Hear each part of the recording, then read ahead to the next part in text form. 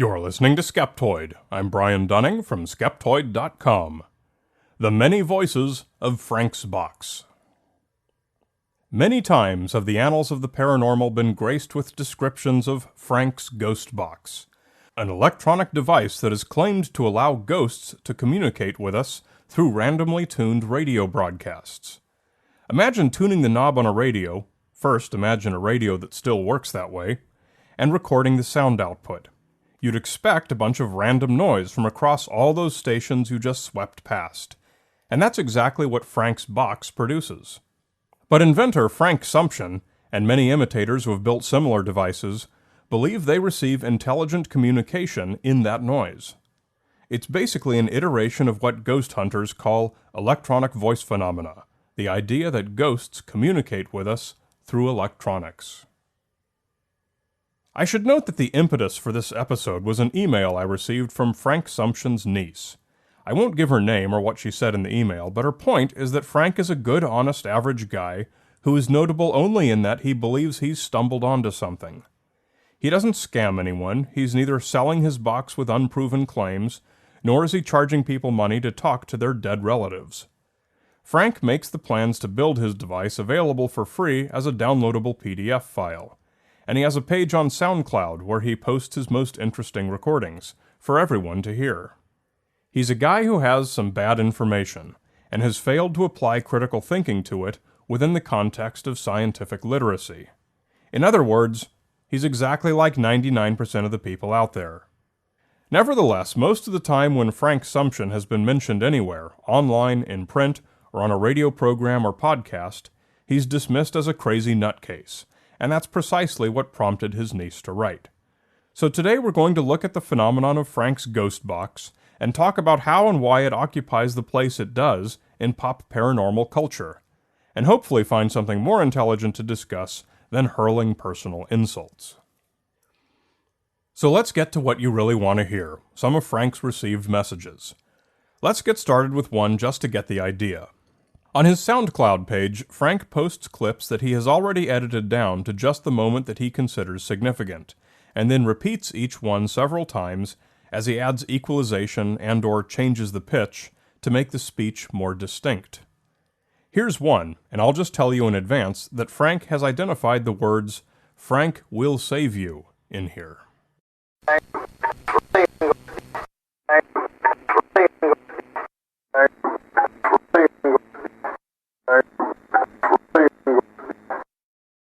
Frank's box, or the ghost box as Frank prefers it to be called, is often described as a random radio tuner, but there's a bit more to it than that.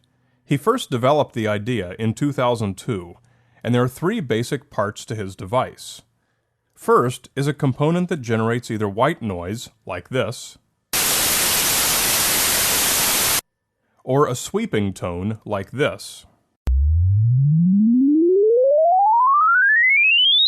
Then the voltage of that signal is moderated to the correct voltage that can be used to control the tuner of a radio taken from a car stereo, which is the second component.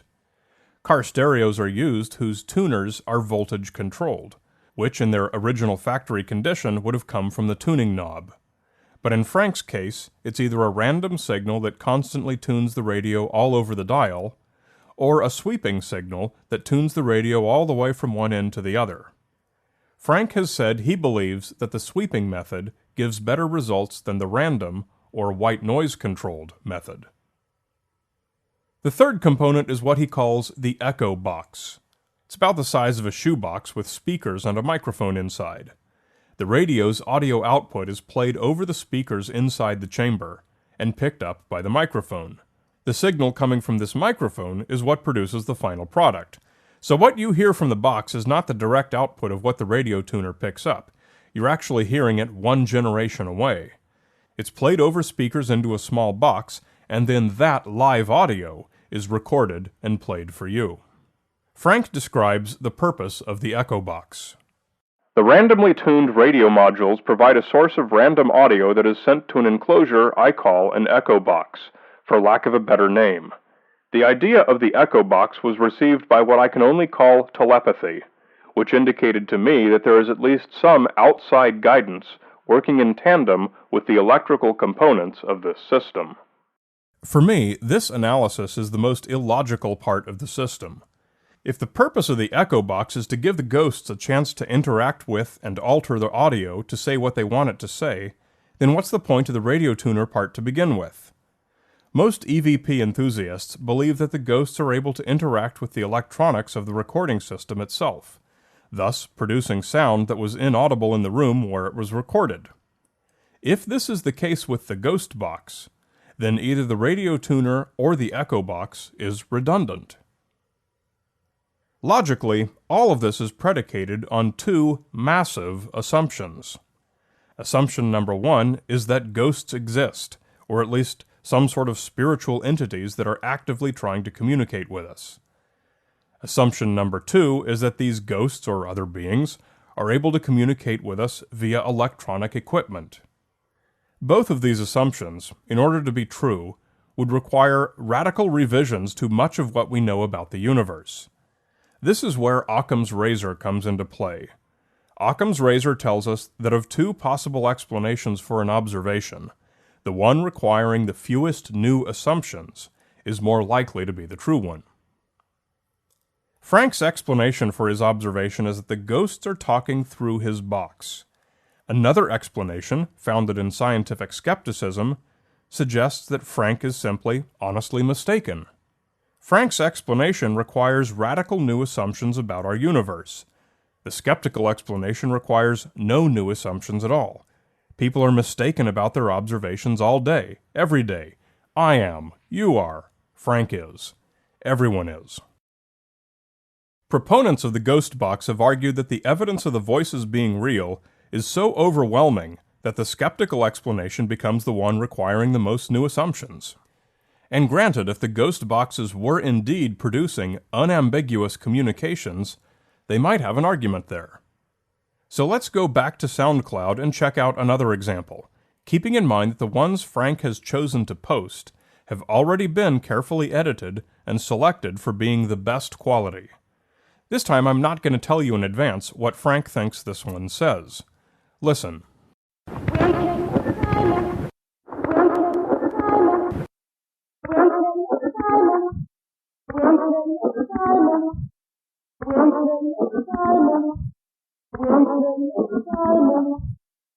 Besides being actually quite nice musically, this one, according to Frank, says, "We love Obama." Can you hear it now?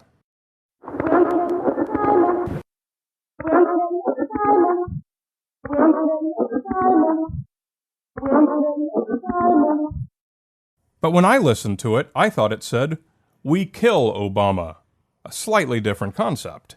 Which do you think is closer?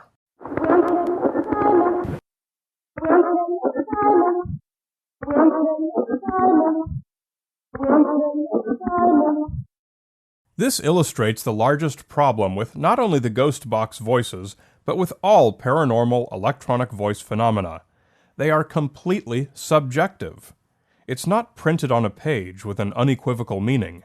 It's a collection of ambiguous, vague sounds that could mean anything to anyone, depending on where they're from, what accent they're used to, what's their native language, and so on.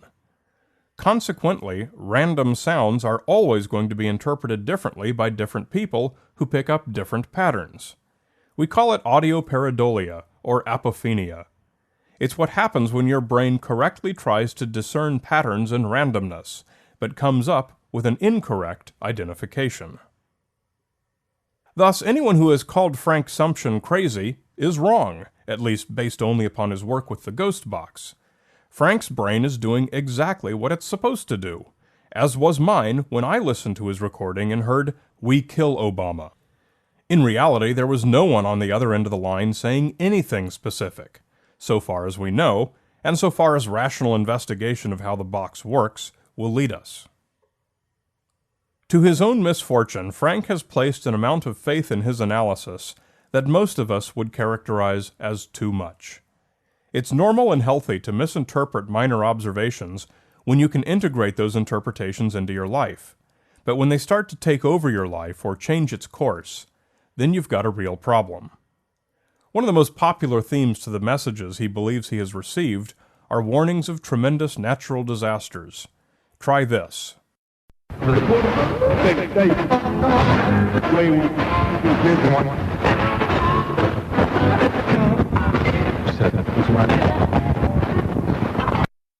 Frank's analysis is, in space it brings the big rock, it kills. Listen again.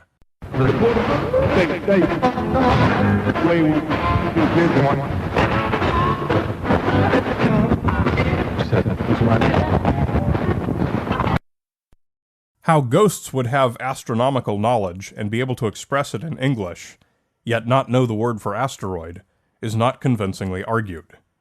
Here's another. Frank believes the ghosts address him personally as purple, and to save time, I'll prime you first with Frank's interpretation. It is, purple, look in space, a rock is coming, big rock. And then he plays the same clip backwards and gets, and my Jesus, he wields it, rock will hit here.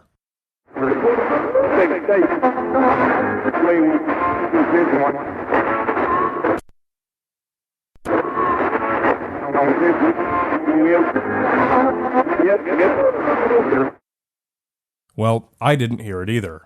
But Frank has an explanation for that. He wrote in an email to the Committee for Skeptical Inquiries, Karen Stolznow, "It seems not everyone can hear it, especially just starting out.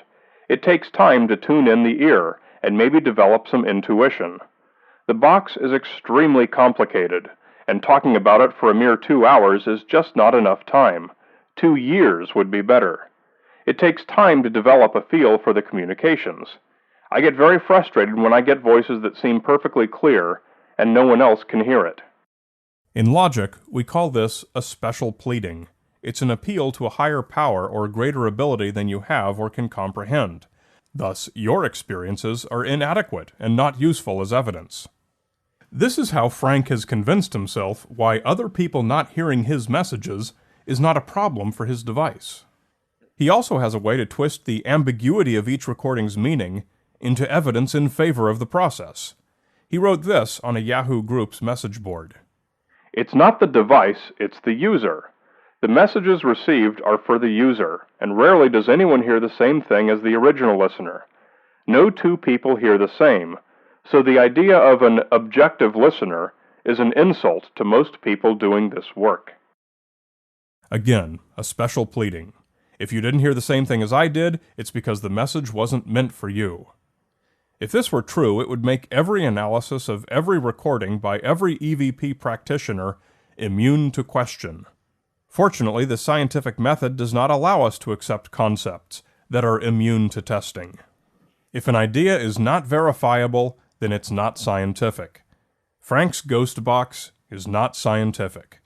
It is a fine toy and an amusing gadget to fool around with, but with all of its fundamental premises grounded firmly in the anti-logical, it is not something that is yet worthy of any scientific attention. You're listening to Skeptoid, a listener-supported program. I'm Brian Dunning from Skeptoid.com.